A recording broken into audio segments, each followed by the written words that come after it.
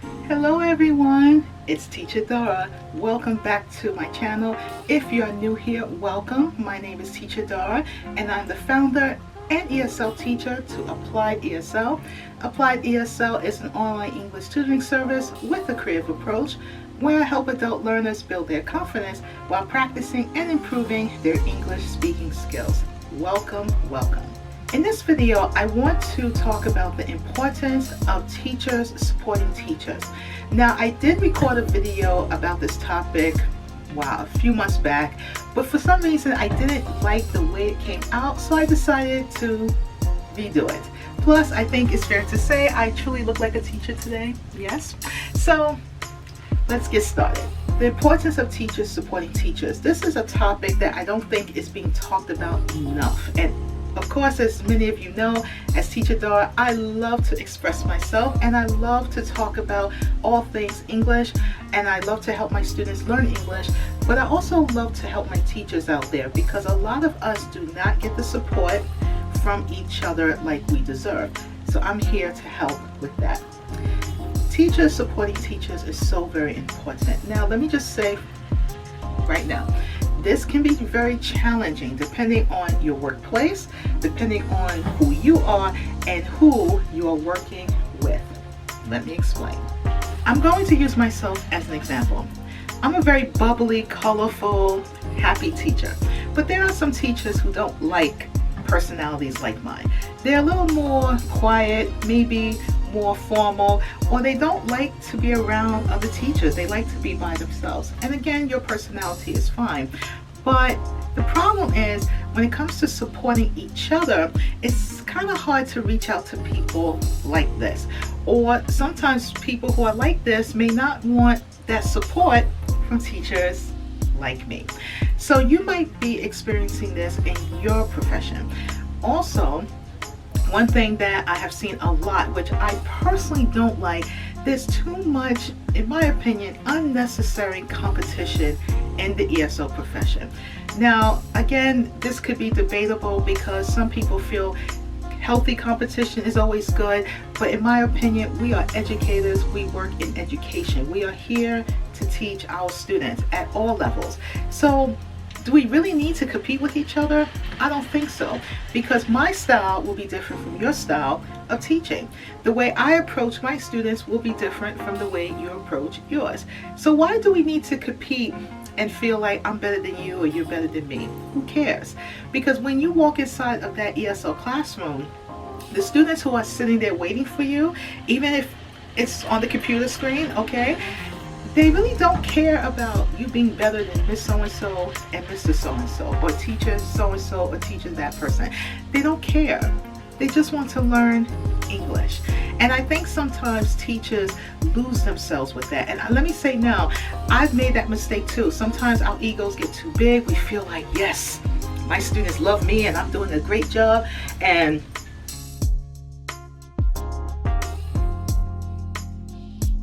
you know, I don't have to listen to nobody because I'm great, I'm wonderful.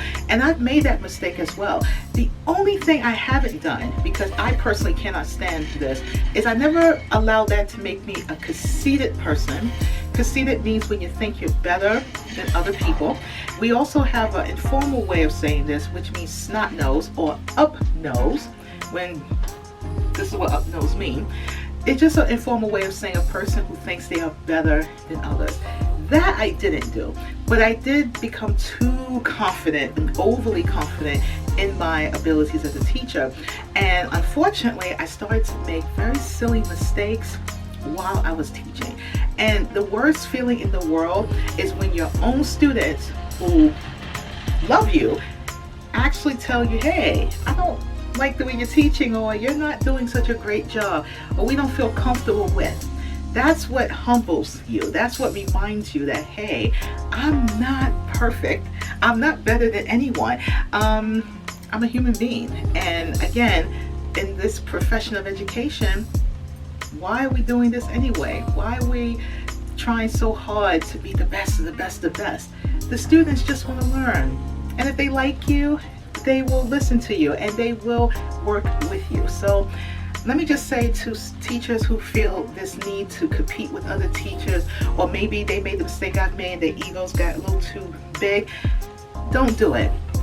Be yourself. Just be yourself, because your students will appreciate you more when you are authentic. They don't want to see copycat teachers, okay? And because I work with adults, I can tell you from my own personal experience, adult students will tell you about yourself, okay? I'm not suggesting children will not do that. I'm sure that they do in their own way. But when you work with adults, okay, they will tell you about yourself. So if you want to save yourself from a little embarrassment, my advice to you is you don't need to do all that. Just be yourself, be authentic. Students will appreciate you more when you are. How to show support with other teachers? Well, let me just say this. As teachers, we always like to start our classes with the basics. We always have an introduction, right? Hi, how are you? And what is your name? And blah, blah, blah. It's no different for teachers. Ask your colleagues, how are you today? How's your class coming along? How's your class going? It seems so basic, but we don't do this enough. And as a result of that, this is why a lot of us feel alone. We feel frustrated. We don't feel like people care about us, because no one's asking, how are you? Do you know how powerful that question really is? Because a lot of teachers have personal lives outside the classroom, and they might be having a bad day, or they're going through something in their personal life, or they're struggling in their classes, but they may not know how to talk about it. So you being a fellow teacher, asking your colleague how they're doing could really make a big difference, okay? So don't take that for granted. Ask, how are you today? If you are watching this video and you were a former colleague of mine, you know this to be true about Teacher Dara. I used to go around the whole office. Hi, how are you? How's your class coming along? Great. Hi, how are you? And I don't know how all of my colleagues felt about that. I think it's fair to say most of them liked it, but there might have been a few who might have thought, ooh, she's too nice. Why is she bothering me?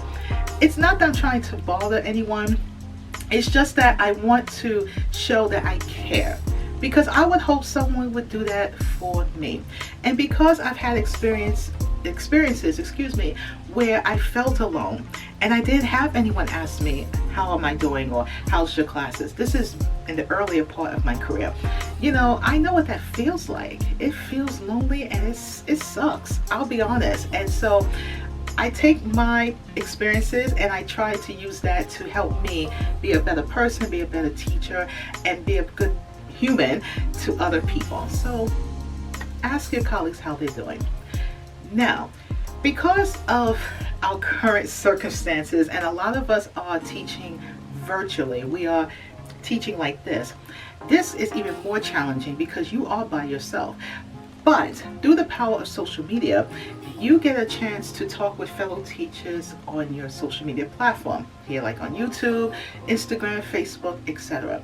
I had the pleasure, and still have the pleasure, of talking to fellow teachers on my Applied ESL Instagram page. And I must tell you, it has made such a difference for me, because it feels good to know that I'm not alone. And I would encourage you to do that. Get involved in a community of fellow teachers, like-minded teachers, okay? I have to stress that. Teachers who understand what it's like to feel alone, what it's like to feel frustrated. And the reason why I say it this way is because there are some teachers who will not be humble, and they will not tell you how they really feel. They will always feel like, I'm great, everything's wonderful, I've never had a bad day. All my students love me, they will always love me. And when you come across teachers like this, me personally, I don't get mad at them. I feel a little sorry for them, because I feel like they're avoiding a truth, you know, and they're not really being honest with themselves. The only thing we can do to support each other is to support those who are willing to listen, who are willing to take the support. We can't help everyone, even when it comes to our students too. So if you come across a colleague that's really not trying to accept your support, no worries, move on, because everyone has their own way of doing things, and you can't help everybody. Another thing I want to address that's related to this topic is not to take things so personal. Now, I am the queen of taking things personal, especially early on in my career. 15 years ago, I would take everything personal. And it may have had nothing to do with me, but I used to take everything personal. Now I've learned not to, because one thing I've learned in my experience is that people will be people, okay? Sometimes there's a saying in English, you have to roll with the punches. Roll with the punches.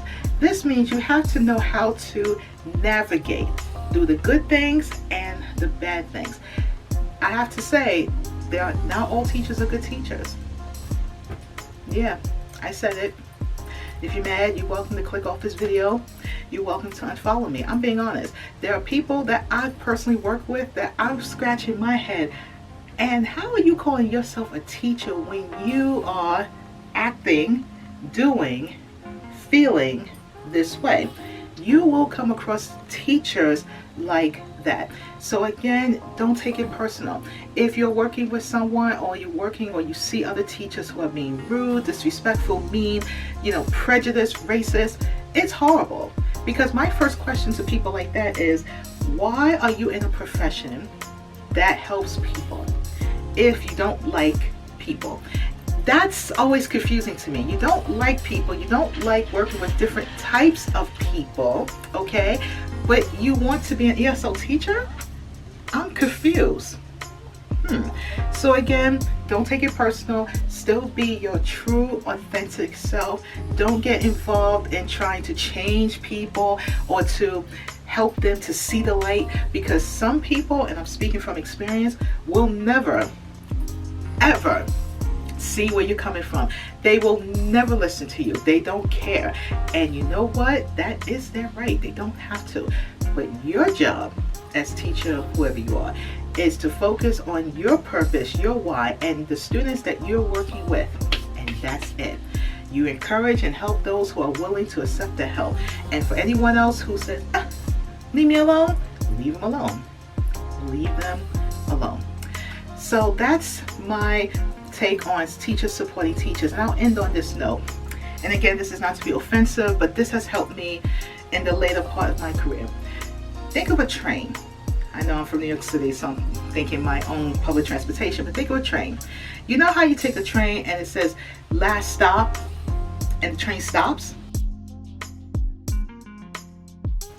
Well, some people are like that. There are some teachers where this is their last stop. They are who they are. They work wherever they work at, and they're not going to move. They're going to stay right there and continue being who they are. Let them have their last stop.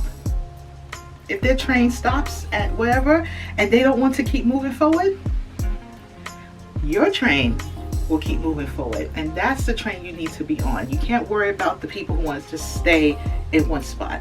Leave them alone, okay?